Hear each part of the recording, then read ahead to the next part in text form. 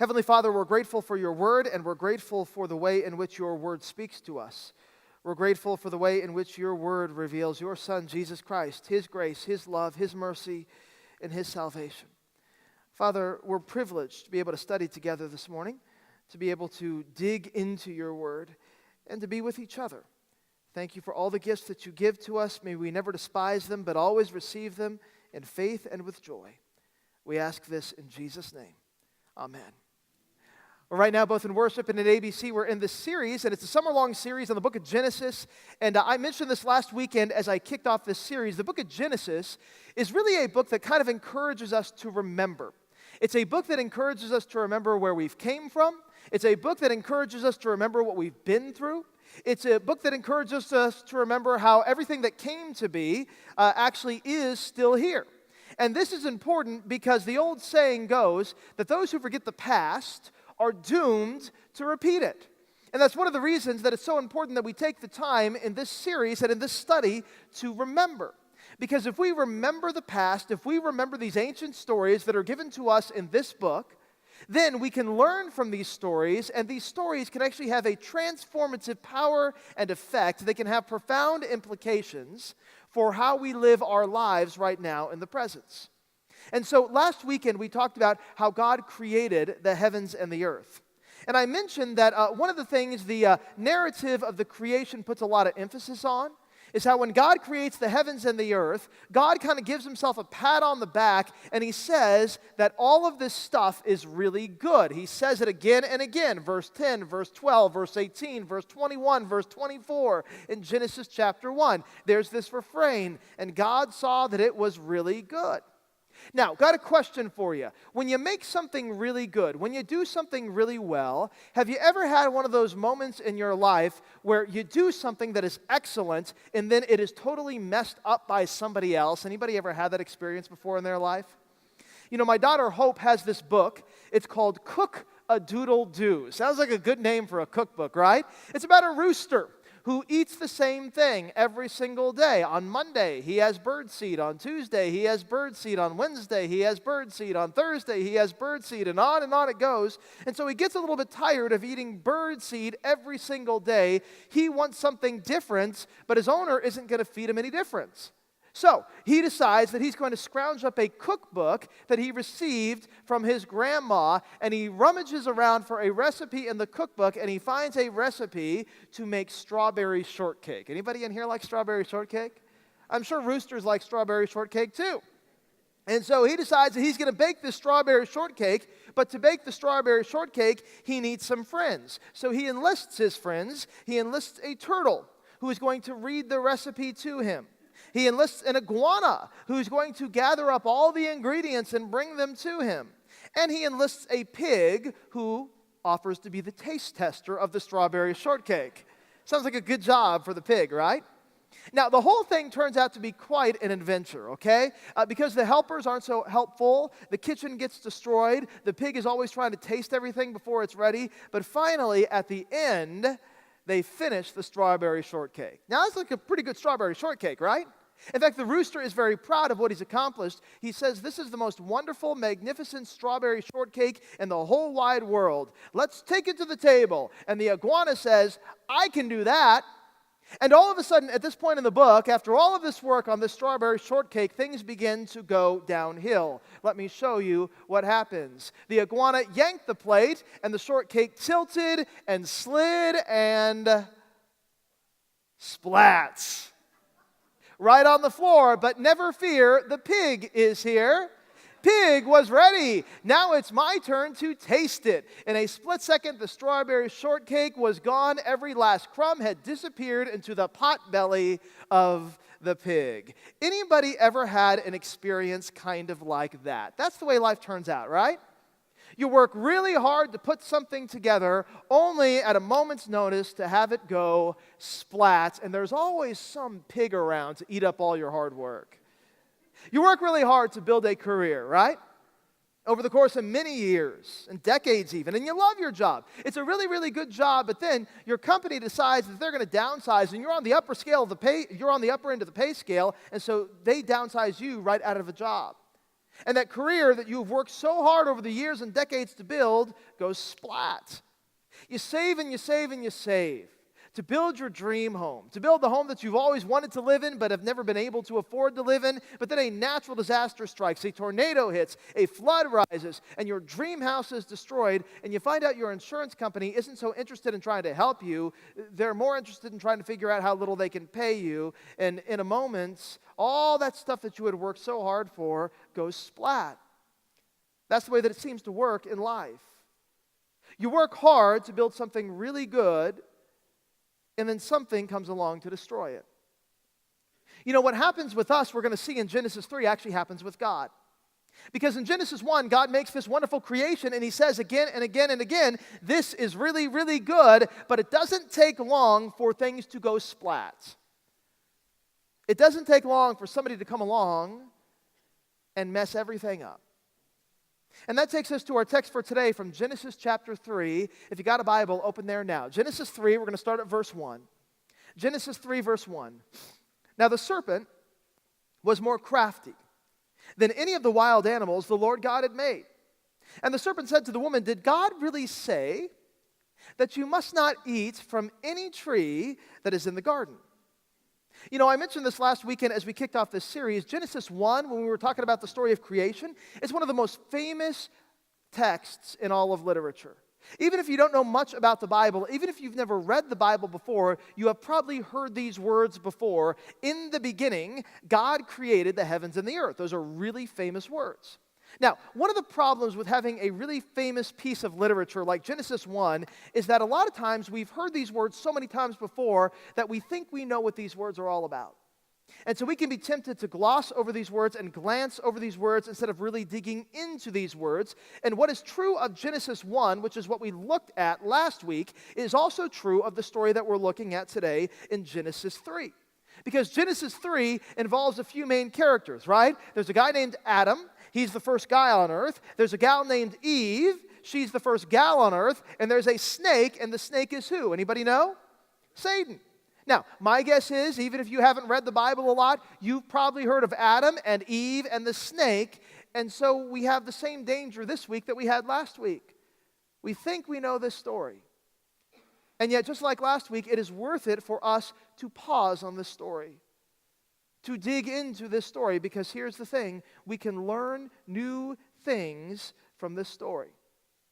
And so as Genesis 3 opens, kind of out of nowhere, this serpent appears on the scene. Genesis 3 verse 1 says, now the serpent was more crafty than any of the wild animals the Lord God had made. Now just the fact that the serpent seems to appear out of nowhere is interesting in and of itself. Because generally, when something appears out of nowhere, you know what that does? That tends to startle us, right? We have this staff member, I'm not going to say who, but the staff member gets scared really, really easily. All you got to do is hide around a corner and kind of walk out or jump out, maybe even say boo, and this person will almost fall to the ground and they will start screaming. They get startled easily. So you know what we do to the staff member? We try to startle them all the time really easily because we're cruel to each other.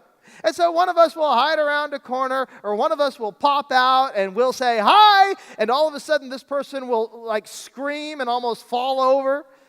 Now, it's fun to do it because this person gets scared pretty easily, but here's the deal. All of us can be startled.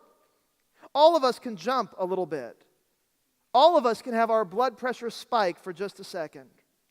All of us can have our heart race when something unexpected happens. All you need is a loud bang or a shadowy figure, and we get scared. Now imagine there is a snake. Everybody likes snakes? And a snake that was not there all of a sudden is there, right in front of you. Do you think that would get your heart racing? This is what happens with Eve. There's the snake that all of a sudden just kind of seems to be there. Now, here's the funny thing and the strange thing about Eve's reaction. If you go on and you read the story, Eve doesn't seem to be startled at all.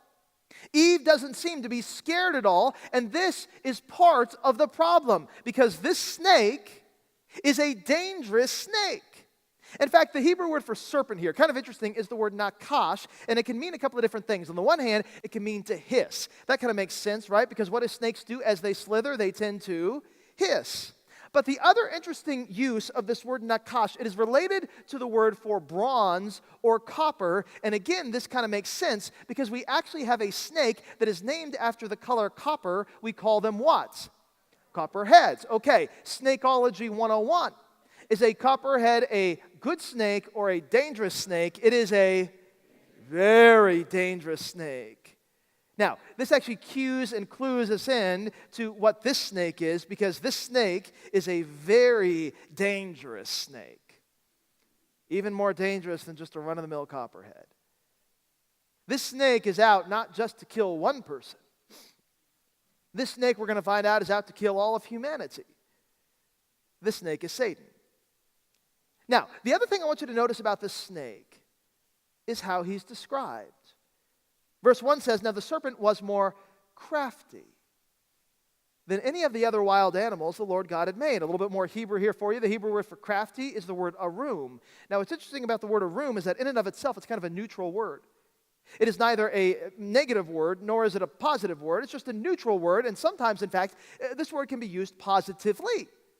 Sometimes this word arum is translated as the word prudence or wisdom, and we get this like a lot in the book of Proverbs. Proverbs 12, verse 16, "Fools show their annoyance at once, but the prudent, the arum people, overlook an insult." It's wise to overlook an insult, Proverbs 12, verse 16 says. Proverbs 14, verse 15, "The simple believe anything, but the prudent, the arum, the wise people, give thought to their steps." It's good to be wise, the book of Proverbs says. You don't want to be a fool. You don't just want to believe anything you're told. You don't want to get annoyed. You want to be slow to anger. All of these are good examples of the use of arum. But here in Genesis 3, verse 1, the connotation of arum is not so positive. It's not so much wisdom as it is the ability to be conniving. Because that's what the snake is. He wants to use what he knows. He wants to use his smarts not to help somebody, but to hurt somebody. And so the serpent comes up to Eve and he says to her, "Did God really say, 'You must not eat from any tree in the garden'?" Now, part of what I want you to notice here about the serpent's question to Eve is the tone of the question.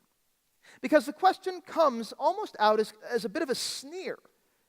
It's almost like this: did God really say you can't eat from any tree in the garden? And the intimation here is because that would be crazy if God really said that. I mean, that would be ridiculous. Satan is essentially sneering at what God has said to Eve. Now, here's the reason this is important, okay? A sneer is what you use when you want to make fun of something without having to engage something. A sneer is what you use to dismiss something out of hand. For example, if you're a Christian, somebody comes up to you and they say, "Do you really believe in the resurrection of Jesus from the dead?" I mean, that's an old fairy tale, right? I mean, you did graduate like kindergarten, right? Even kindergartners know that dead people don't rise from death. That's a sneer. Notice it's not really engaging whether or not Jesus rose from the dead. It's not like a person comes up to you and says, "Here are the logical problems I have with seeing how something supernatural like the resurrection can be true." They just kind of dismiss it out of hand. Here's the funny thing about a sneer. A sneer always carries with it an air of intelligence, right? Somebody always presents themselves as being really, really smart, and the person who believes what they don't believe is really, really dumb, and they cannot possibly fathom how the person who is really, really dumb can believe what they believe, and the person who is really, really smart can just dismiss it out of hand because it's so dumb. It doesn't make an argument, it just makes fun of the opposite side. It treats and assumes and asserts the other side to be stupid. Now, this is what Satan is doing with Eve. He's assuming and he's asserting that whatever God has said to Eve about eating from trees in the garden has to be kind of dumb, stupid, and ridiculous, and the only thing that it's worthy of is a sneer. The only thing that it's worthy of is ridicule. Here's what Satan is trying really to get Eve to believe. He's trying to get Eve to believe that God is a bit of an idiot. Did God really say you can't eat from any tree in the garden? That's the dumbest thing I've ever heard. What kind of a God would say something like that? What kind of a maker would issue a command like that? Now, Eve, to her credit, tries to correct the serpent's sneer. Genesis 3, verse 2, the woman said to the serpent, "We may eat fruit from the trees in the garden, but God did say that you must not eat fruit from the tree that is in the middle of the garden, and you must not touch it, or you will die." Eve, it turns out, pushes back a little bit against Satan's sneer. But her pushback is a little bit weak. She doesn't push back very well. Eve says, "We may eat fruit from the trees that are in the garden, but God did say, you must not eat fruit from the tree that is in the middle of the garden, and you must not touch it, or you will die." Now, here's the question. Is that what God actually said? The answer is kind of. Here's what God really said. Genesis 2, verses 16 and 17. The Lord God is speaking to Adam here, and he says to Adam, "You're free to eat from any tree in the garden, but you must not eat from the tree of the knowledge of good and evil, for when you eat from it, you will certainly die." Now, Eve, when she recounts God's commands, she makes two subtle shifts in the way that she recounts God's commands that are important to catch. One has to do with the word that she takes away, and another has to do with a phrase that she adds. And so let's start with the word that she takes away. Eve says, God said that we may eat fruit from the trees in the garden. Now, that isn't what God actually says. In Genesis 2, verse 16, God says, you are free to eat not just from the trees in the garden, but you are free to eat from any tree in the garden.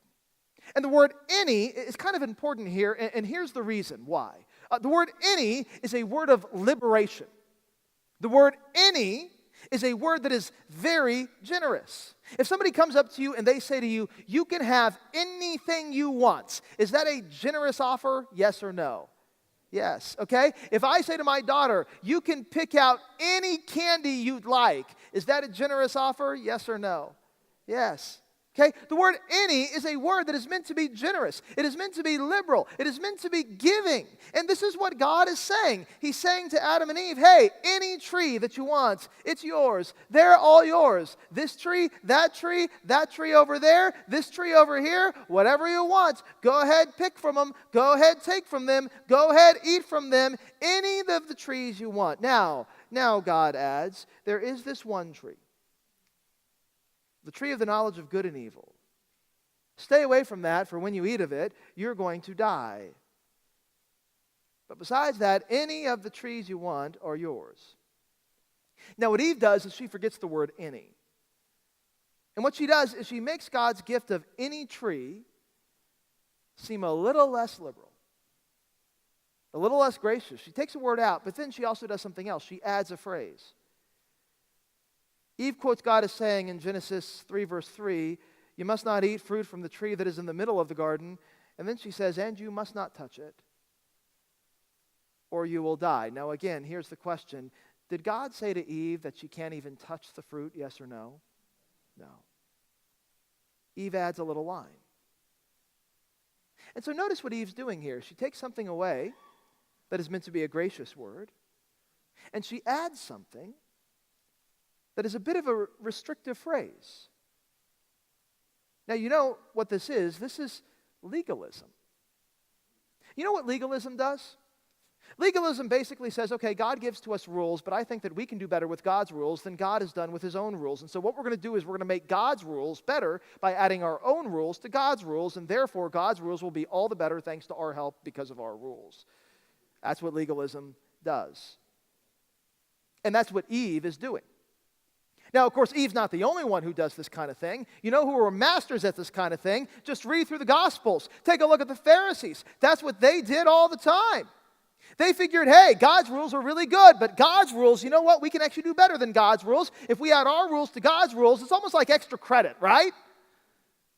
Because if God's rules are this restrictive, and then if we make our rules this restrictive, if we really walk that straight and narrow, maybe God will look at that and go, wow, that's impressive. Your rules are so good, they're even better than my rules. You follow not only my rules, you follow your rules, and if you put all those rules together, golly, you get like, A++++ in the righteousness department. Then Jesus comes along, and you know what he does? He blows up the whole process of legalism. He says things like Matthew 15, verses 8 and 9, these people who are nice and legalistic, they honor me with their lips, but their hearts are far from me. Why? Because they worship me in vain, and their teachings are merely human rules. Here's the basic problem with legalism. Legalism gets so obsessed with its own rules that it actually takes its eyes off God's rules. Now, quick Theology 101 question for you. Whose rules are more important, your rules or God's rules? God's rules. And yet sometimes Eve's not the only one who forgets this, and the Pharisees aren't the only ones who forget this. You know who else forgets this? We do too. One example of this in the realm of parenting. Have you ever known a parent who is determined to make sure that their kids are the best at everything? The best at academics, the best at a certain sport, the most popular kid in class, and they'll spend lots of money, and they'll even shame their kids if they fall a little short and say, come on, you got to work harder than this if you ever want to get ahead. Now, the funny thing is, you may have a child who's loving and compassionate and sensitive, quite frankly, all the stuff that really matters. But sometimes parents can get so worried about the future success of their child that they forget about some present, precious qualities. You know what that is? It's a form of legalism. It's adding a bunch of rules that in one sense do not need to be added. Everybody can fall prey to this kind of stuff. Now, part of the problem with legalism, beyond the fact that it adds our rules to God's rules, which God's rules don't need any help, is that legalism can also breed some resentment, right? Because if you start giving people a bunch of rules, and if you add rule upon rule upon rule upon rule, people begin to get burdened down, and they begin to get frustrated, especially when they cannot live up to the rules, and then they begin to get resentment because they think that their appreciation is contingent upon their following of the rules. Legalism has a funny way of leading to resentment. And so here's Eve, okay? And you know what she's doing? She's painting God as being kind of legalistic. Stay away from that one big tree. That one big tree is more important than all the other trees. Don't even touch that tree. She's surreptitiously adding her own laws to God's law. You know what this is going to breed in Eve? A little bit of resentment. A little bit of resentment against God. And Satan knows this. Satan actually has Eve exactly where he wants her. And so he goes in for the kill. Genesis 3 verse 4. Satan fires back at Eve. And he says to Eve, God said you were going to die? You will not certainly die, Satan says to the woman. For God knows that when you eat from the fruit of the tree, your eyes will be opened. And you will be like God, knowing good and evil. Satan knows what God has said. Satan knows that Eve is being a little legalistic here. Satan also knows that legalism leads to resentment. And so you know what Satan does? Satan piles on. He piles on and he tries to add more resentment to Eve's already smoldering resentment. And he does this through a series of what I call half-truths. I've talked about these before. What Satan says to Eve is true, kind of. Satan says to Eve in verse 4, if you eat from the fruit of this tree, you will not certainly die. And this is true if by that Satan means that Eve will not die right now. But she will eventually. And not only will she die, if she eats from the fruit of the tree, she will bring death into a world that is meant to be beautiful and lasting, and instead it will wither and pass away. But Satan doesn't tell Eve that. He doesn't tell her the whole truth. He only tells her part of the truth. Satan says to Eve in verse 5, if you eat of the fruit of the tree, your eyes will be opened. And again, that's true.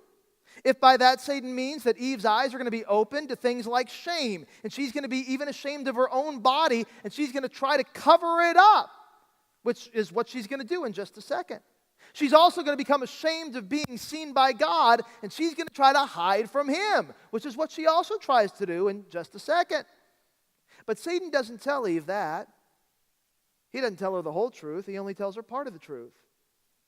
Satan also says that if Eve eats from the fruit of the tree, verse 5, she'll be like God, knowing good and evil. And one more time, that's true if by that Satan means that Eve will not only know the difference between good and evil, but will actually experience the effects of evil, the pain, the suffering, the fear, the terror, the horror that evil brings. But Satan doesn't tell Eve that. He doesn't tell her the whole truth. He only tells her part of the truth. Satan's a master at this. Here's what he does. He tells the truth in a completely untrue way.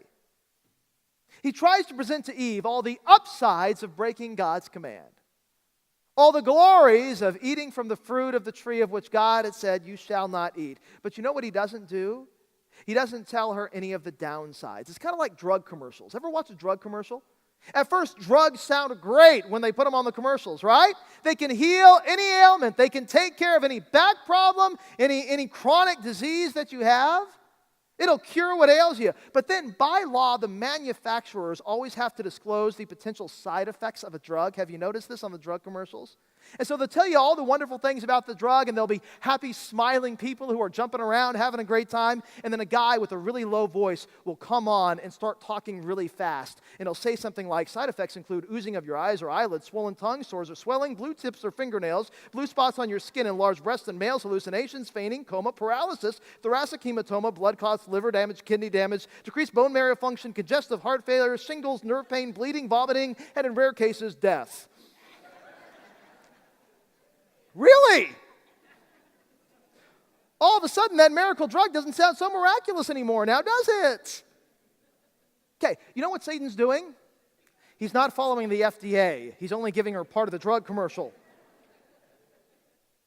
He's not telling her all the side effects of breaking God's commands. He's telling her a half-truth. And the reason that he's doing this is really so that he can paint a picture of God that is fundamentally false. Because Satan already knows that Eve has some simmering resentment. And so Satan just tries to turn that up a notch. Because here's the sum total of what Satan is saying to Eve here. He's saying to Eve here, you know, the reason that God doesn't want you to eat from this fruit is because he knows it's going to be great for you. He knows that you're going to gain power. He knows that you're going to gain glory. He knows that you're going to be like him, knowing the difference between good and evil. And you know what, Eve? God is kind of a glory hog. He doesn't want to share what he has with you. He wants to hold it all to himself. That's the reason he told you not to eat from the fruit of that tree.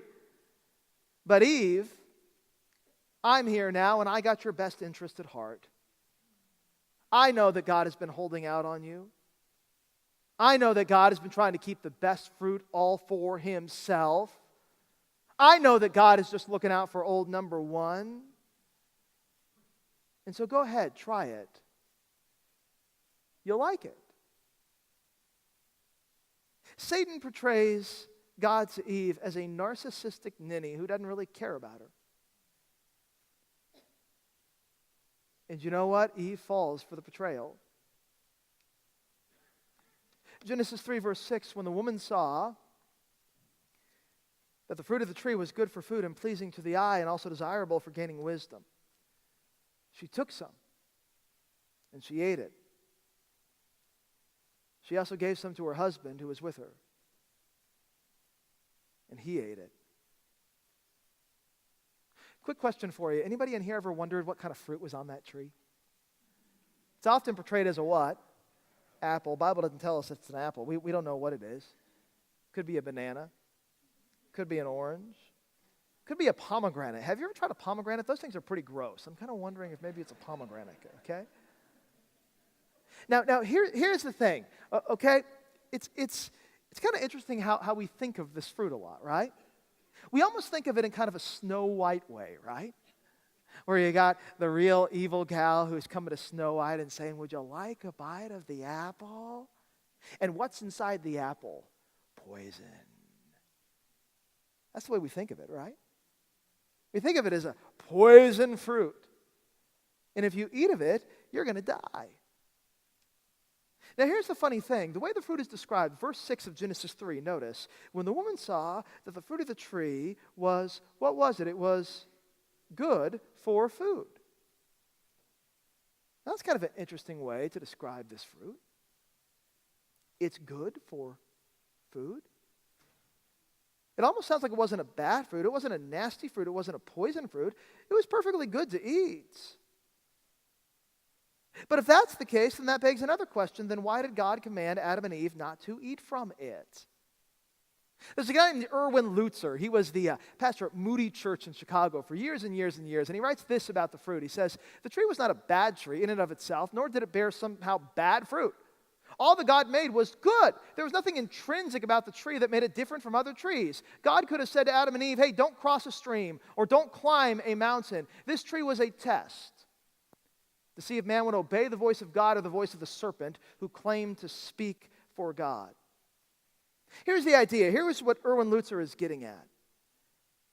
God gives Adam and Eve a tree that they should not eat from so that they will learn to trust in Him.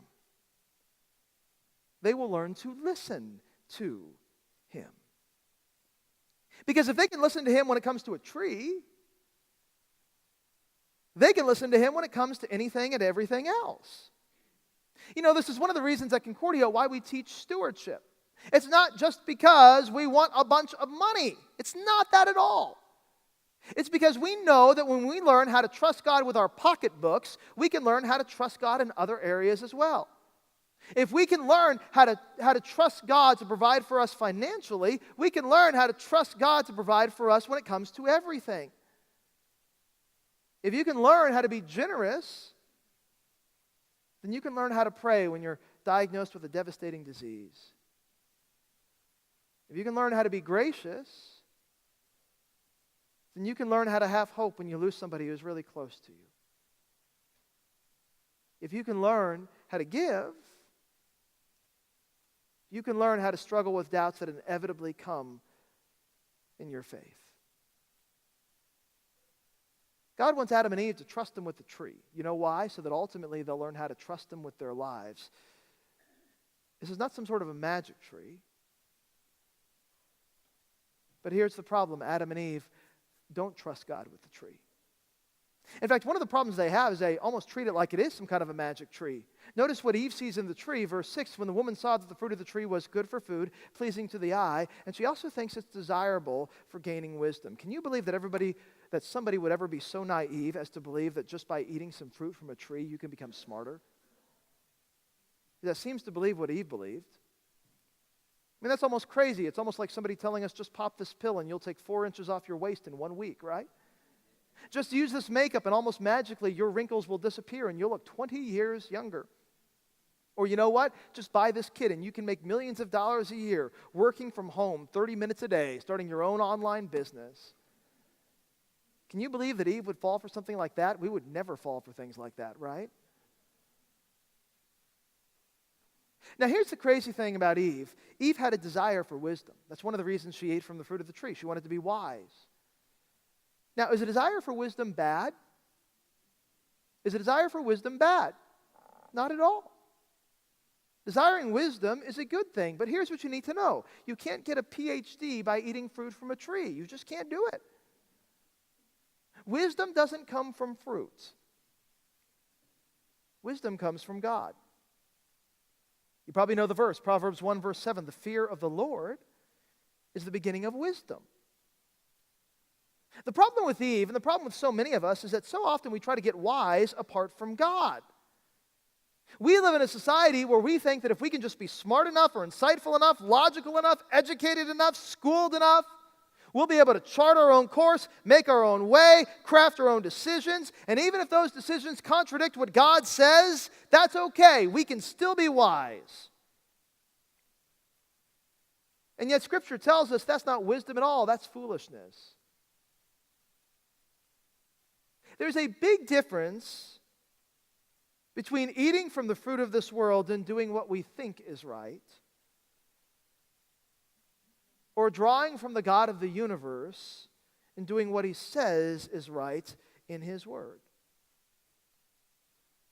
Eve is the first example of trying to get wisdom apart from God, and it's a disaster. Where are you getting your wisdom from? Now, one more thing on this little section, okay? This story, even as Eve is taken from the fruit of which God has said, you shall not eat, this story could have had a very different ending, right? Verse 6 says, when the woman saw that the fruit of the tree was good for food and pleasing to the eye and also desirable for gaining wisdom, she took some and she ate it. And then, like any good kindergartner, she shares, right? She also gave some to her husband, who was with her, and he ate it. Now, the phrase that I want you to pick up on here is this phrase, who was with her? Who was with her the whole time? Adam. Now, for many, many years, a lot of the ancient commentators said, you know what? Shame on Eve for bringing sin into the world. You get things like the book of Sirach. Sirach is a Jewish book of wisdom from the 2nd century BC. Sirach says, from a woman was sin's beginning, and because of her, all will die. Shame on the woman. How dare she? But it's a funny thing, because when you read the Bible doesn't blame sin coming into the world on the woman. The Bible blames sin coming into the world on the man. Paul will actually do this in like Romans 5 verse 12, where he says sin entered the world through one man, and death came through sin. What Paul does in Romans 5 verse 12 is he takes the book of Sirach and he turns it on its head. Why? Because Paul remembers the phrase, who was with her. Paul knows that Adam was there the whole time. Paul knows that Adam could have said, you know what, maybe you should take a different course. You know what, serpent, maybe you should go away. You know what, maybe we should run away. But Paul also knows that Adam doesn't say a thing. Adam doesn't stand up for his wife and to the serpent. In fact, this doesn't come out in English, but in Hebrew, the pronouns when Satan is talking, and he says, for God knows that when you eat of the fruit of the tree, your eyes will be opened, and you will be like God, and you will know good and evil. In Hebrew, the pronouns are plural. And so a better translation would be, for God knows that when you all eat of this tree, your all's eyes will be opened, and you all will be like God, and you all will know good and evil. God bless Texas, right? If they just would have known Texan, maybe all this could be prevented. In other words, Satan is not just even talking to Eve. You know who he's also talking to? Adam. But who actually speaks up? Eve. Who actually at least tries to stand up for God? Eve. Adam's just there not saying a thing. Let me just say a word to all the gentlemen in the room. Guys, Adam is a case study in how, not to treat your wives, okay? If you see somebody heading down the road to trouble, good grief, speak up. Don't be passive. Stand up for what is right. Because the consequences of not doing so are dire. Look at what happens with Adam and Eve. Genesis 3, verses 7 and 8. Then the eyes of both of them were opened, and they realized they were naked. And so they sewed fig leaves together, and they made coverings for themselves. And so Adam and Eve, they disobey God's command. Sin comes into the world, and with sin comes shame. And it's funny, the shame takes on a very interesting form. They become ashamed of themselves. The first thing they want to do is cover themselves up. What they thought was wonderful does not look so wonderful to them anymore. The creation that they originally thought was beautifully made does not look so beautiful to them anymore. And so they try to hide themselves. They try to cover themselves. They're ashamed of themselves, but that's not all they're ashamed of. They're also ashamed of God. Verse 8, the man and his wife heard the sound of the Lord God as he was walking in the garden in the cool of the day, and they hid from the Lord God among the trees in the garden. Adam and Eve, they try to hide themselves from themselves, and they try to hide themselves from God, because that's how ashamed they are. And so sin comes into the world, and with sin comes death. With death comes destruction. With destruction comes pain. With pain comes fear. With fear comes horror. And on and on and on and on the chain goes. Genesis 3 really is, for understanding everything that's wrong with the world, the watershed moment in all of history. It really does explain why things are the way they are, at least why the bad stuff is the way the bad stuff is. And so what I want to do in the time that we have remaining in this ABC is I just want to give you 2 quick thoughts on Genesis 3, some lessons that I think we can learn from this. And the first lesson that we can learn from this is this: we really are sinful. Ever since Adam and Eve, we really have been sinful. Now, if you've been in church for a while, you may be saying to yourself, is that the best you can do, Zach? I know that. I've heard that before. You're a sinner. I'm a sinner. We're all sinners. Sin, sin, sin, that is what we do. I know that. I've been told that ever since I was like 2 years old and my mom started saying, "Sinner, stop it," right? I know that.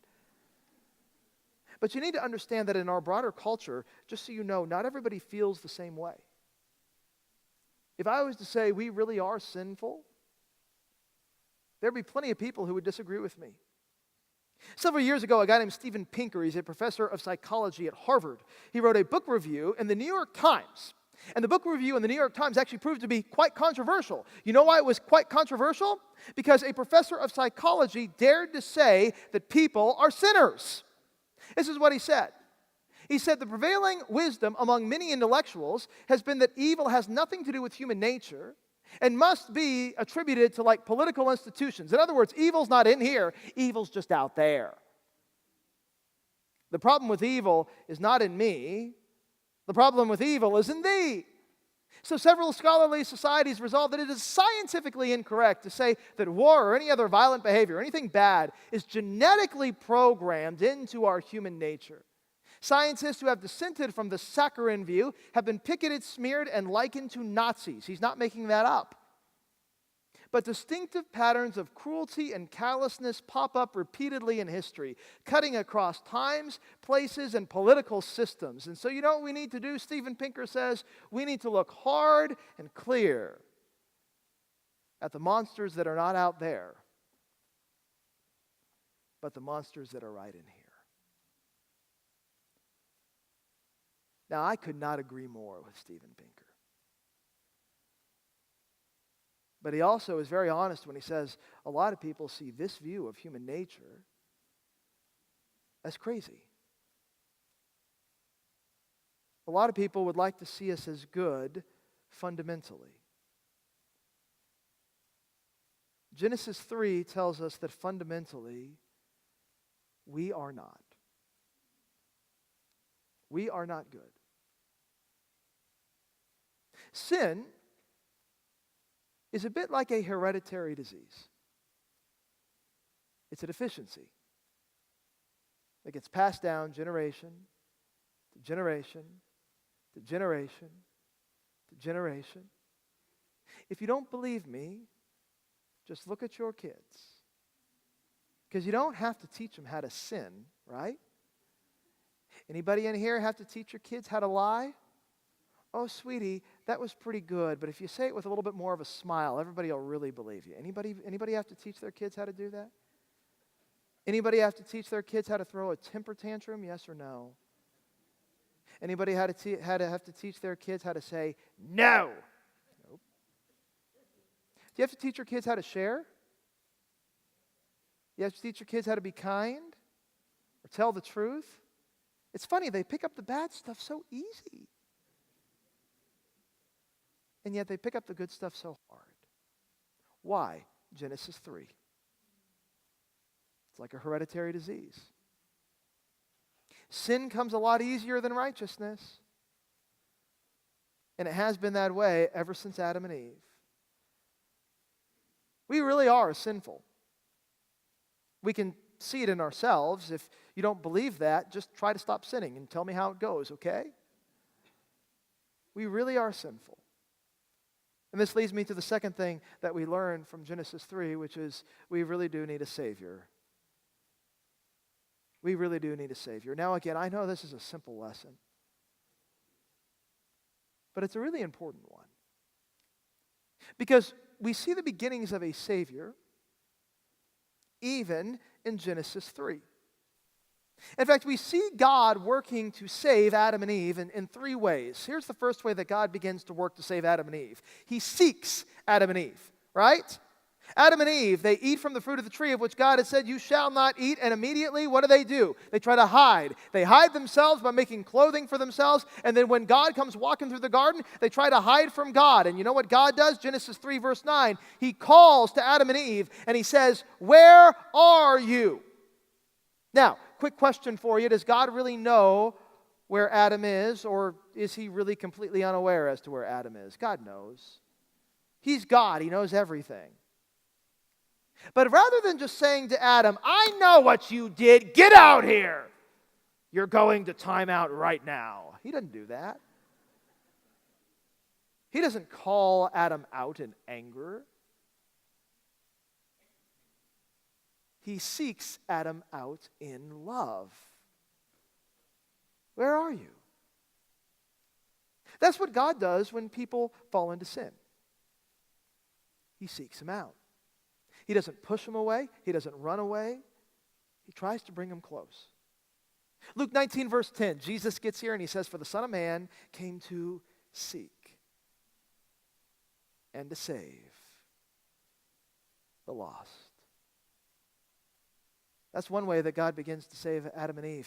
He seeks them. He looks for them. That's not all that God does. He also begins to change them. He begins to change them from the inside out. You know, when God finds out everything that has gone on, and when God finds out that the snake was behind it, he actually issues a curse to the snake. And the curse is interesting. Genesis 3, verses 14 and 15. God is talking to Satan here, and he says, because you've done this, cursed are you above all livestock and all wild animals. You will crawl on your belly, and you will eat dust all the days of your life. And then God says, I'm going to put enmity between you and the woman, between your offspring and hers. And he will crush your head, and you will strike his heel. God curses the snake for bringing sin into the world. But notice what he says he's going to do with the snake and the woman. Verse 15, he says, I'm going to put enmity between you, that's the snake, and the woman. Now, part of the reason this is such a big deal is because when Satan first comes slithering up to Eve and strikes up a conversation with Eve as well as Adam, you know what is not there between the snake and Adam and Eve? Enmity. That's why they don't seem to be scared. That's why they don't seem to be surprised. That's why they don't run away. That's why they don't say, I wonder if the snake is telling me the truth. They seem to be perfectly fine with a talking snake. They're fine with it. Now, God says, let me help you. You're not going to be fine with it anymore. I'm going to change you. And there's going to be a little suspicion. It's going to be put into your heart. So that the next time Satan comes to you, the next time he starts whispering to you, the next time he starts deceiving you, you go, I'm not sure that's right. I don't know if I like that. I think I will run from that. Anybody in here have a sin that kind of turns their stomach? Maybe it's genocide. Maybe it's somebody who gets really angry. Maybe it's lying. Anybody in here have a sin that they really don't like? Raise your hand. It's okay. Hopefully you all have a sin you really don't like. If you like all of them, come and talk to me afterwards, okay? I'll schedule an appointment. We got to talk, okay? Okay. You know what that is a sign of? The fact that there's a sin that you don't like? That's a sign of the promise of Genesis 3:15 coming to pass in your heart. That's a little bit of enmity that God has put there in you. Between you and Satan's schemes. To keep you away from some of Satan's schemes. You know, the fact of the matter is this. If God had not placed that enmity in our hearts, we'd like sin. Because we just would. 2 Timothy 3, verses 2 through 4 says that here are the way that people are all by themselves. They're lovers of themselves, they're lovers of money, they're boastful, proud, abusive, disobedient to their parents, ungrateful, unholy, without love, unforgiving, slanderous, without self-control, brutal, not lovers of the good, treacherous, rash, conceited, lovers of pleasure rather than lovers of God. That's the way that we are by nature. Just the fact that we would dislike any of those is a testament and a testimony to God's work in our hearts. God's put a little bit of enmity there where there should be a little bit of enmity there. God does it with Eve, he does it with you and me. That's his work of salvation. Hating sin so that we can better love him. And so God seeks after Adam and Eve, God changes Adam and Eve, and then finally God gives to Adam and Eve. God says in Genesis 3, verse 15, I'm going to put enmity between you and the woman. And then God says, not only between you and the woman am I going to put enmity, I'm going to put enmity, Satan, between your offspring and hers. Now, kind of interesting in Hebrew, the word for Eve's offspring here is not plural like with y'all, it's actually singular. And so when God is talking about Eve's offspring here, he's not talking about all the impossible number of kids that she could have, and she does have a lot. He's talking about one specific offspring, one specific child that Eve is going to have. And God says of this specific child, this child is going to crush the head of Satan, even though Satan is going to strike his heel. God says, you know what, Eve, I'm going to give you a child. A child who is going to destroy the work of the serpent. One offspring is going to come from you. And he's going to be my gift for you. Now, who's the offspring? Yeah. But let's back up for just a second. You know, the answer does kind of go back to a garden, right? In the Garden of Eden, God says to Adam and Eve, obey me with regard to this tree and you will live. And Adam and Eve do not obey God with regard to the tree, and they die. Sin comes into the world, and with sin comes death. Death comes shame. Shame comes horror and terror, all the bad stuff that we have in our world. Adam and Eve do not listen to God in the garden when God says, obey me with regard to this tree, and you will live. And so what God does is he sends this offspring of Eve, who goes to another garden, a garden called Gethsemane, and there in that garden, God says to that offspring of Eve, obey me with regard to this tree and you will die. And this offspring does obey. And this offspring does die. But when this offspring dies, he does exactly what Genesis 3 verse 15 says he will do. He crushes the head of Satan. You know, I was thinking about this. From the first tree in the Garden of Eden, man took. On the second tree, on a hill called Calvary, God gave.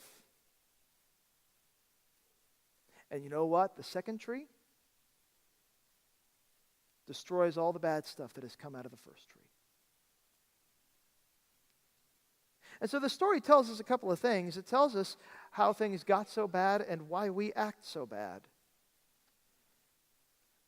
But it also tells us what steps God takes to make things good. And so it is the second tree that we look to. It is the second tree that we celebrate. It is the second tree that we hope in and trust in.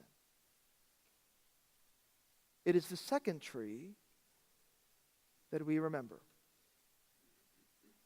The first tree we cannot eat from. The second tree is where salvation comes from. That's a good tree. I'm glad we have it. Let's stand and pray. Heavenly Father, we know this story is, in some sense, one of the most terrifying in all of Scripture. because it shows us so much about sin, about the world, about ourselves, about pain and suffering, all the bad stuff that makes our stomachs churn, that makes our hearts ache. And yet, Heavenly Father, you never leave us in a bad spot without giving to us hope. And so, Father, we thank you for that offspring of Eve. We thank you for the second tree that destroyed all the misery that Adam and Eve brought into the world by failing to obey you with regard to the first tree. Heavenly Father, may the second tree be the place in which we find our hope, our solace, and our salvation. We ask it in Jesus' name. Amen. Have a good week. Walk with light.